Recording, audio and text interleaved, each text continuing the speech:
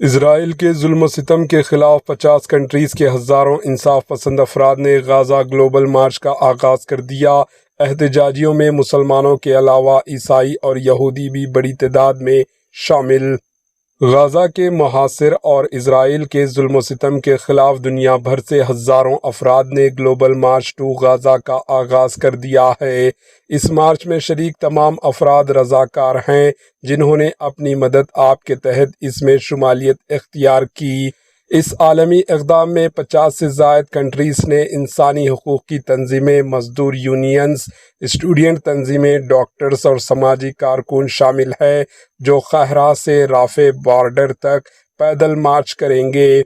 مارچ کا مقصد غزہ کے مظلوم عوام سے اظہار یکجہتی، انسانی امداد کی فراہمی اور اسرائیلی ناکہ بندی کا خاتمہ ہے۔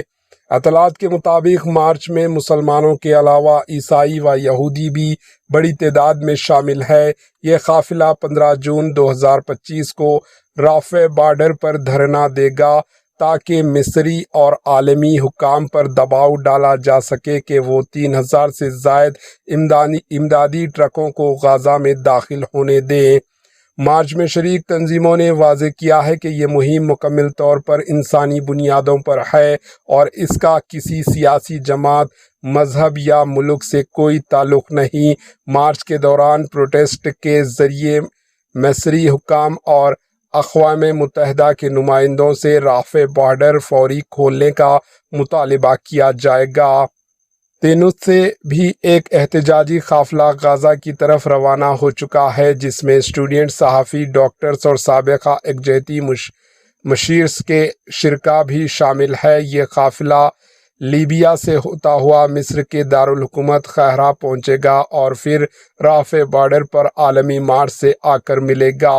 مارچ کے منتظمین کا کہنا ہے کہ یہ صرف ایک بارڈر تک کا مارچ نہیں بلکہ انسانیت کی آواز ہے۔ دنیا بھر سے عوام اسرائیل کے ظلم و ستم پر خاموشی توڑ رہی ہے اور پیغام دے رہے ہیں کہ غزہ کی عوام اکیلی نہیں ہے۔